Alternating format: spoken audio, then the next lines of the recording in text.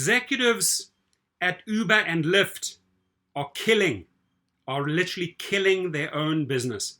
$80 for 8-minute Uber ride. What's driving high rideshare prices and low availability?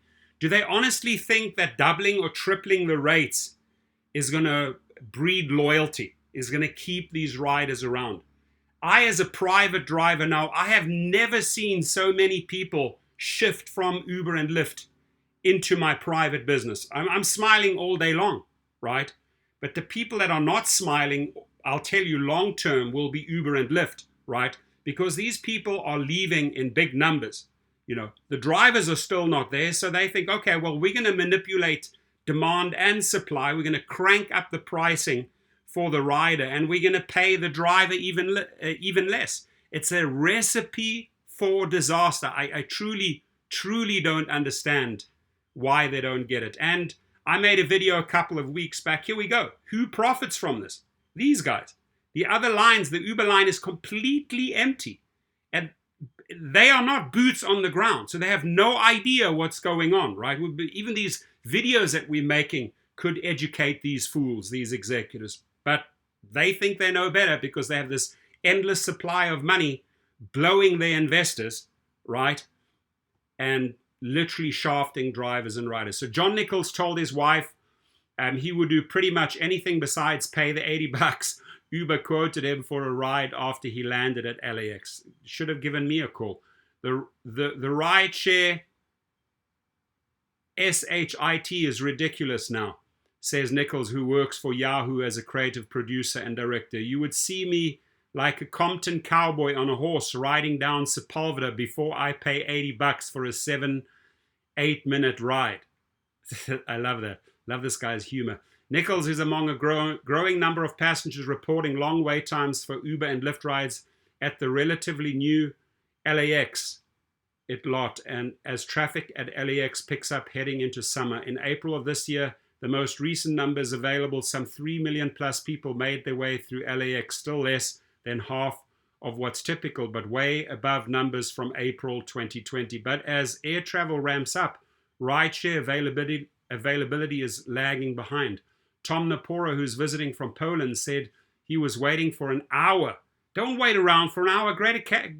Catch a cab at the LAX lot one recent weekday evening and still had not caught a ride. Plus, I want to add to this is that they're now paying 32 cents per mile. Which driver is going to go and stand in that queue and work for pennies? No one.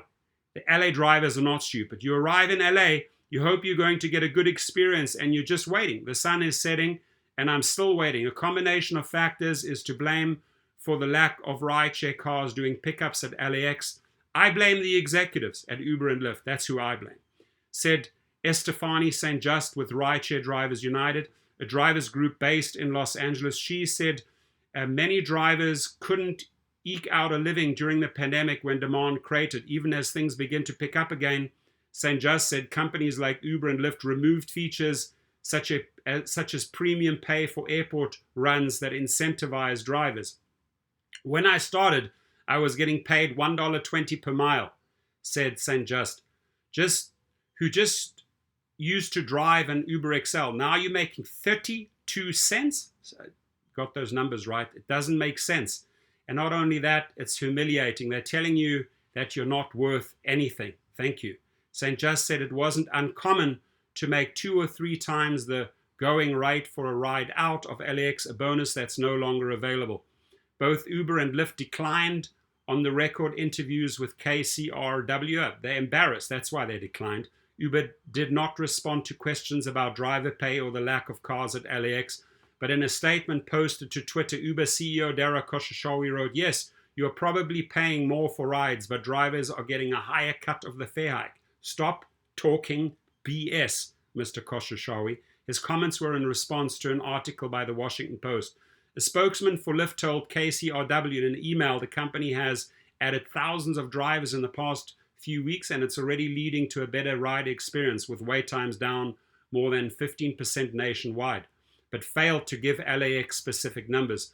But for travelers like Lindsay Johnson, all you have to do is land at LAX to see there's a supply chain issue. She landed with her partner Joshua Whidden recently after a trip to wine country and said she now expects to wait at least 30 minutes for a ride, if not more. I feel like this is just the new normal for rideshare, Johnson said while waiting to be matched with the Lyft driver. I mean, I can deal with waiting a little bit, but if I'm traveling for work anytime soon, I would just take a cab. I think it's easier. And you're right. And she's not alone. Other frustrated travelers unwilling to wait for an Uber or Lyft are turning to taxis, said Leon Slomovich, the president of the Taxi Work Association of Los Angeles. He said there has been an uptick in rides from LAX, but not enough to offset years of market share loss. You simply can't compete with companies that are able to subsidize trips and lose billions of dollars a year to gain market share. He's right. So what these companies are doing is that they're trying to drive their competitors out of the market. And I'm glad it's backfiring after years and years of abusing all the shuttle companies, the taxi companies. They're finally paying the price here. Huge shout out to Legal Rideshare. Check them out. They're nationwide. If you do get into an accident, don't wait. Don't hesitate, folks. Make sure you call them right away.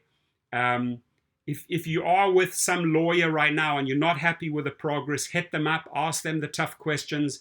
Brian Greening and his team are always there to help. I wish you a fantastic weekend. If you're in LA, if you know what I'm talking about here in this video, please feel free to comment. Have a great day, like and subscribe.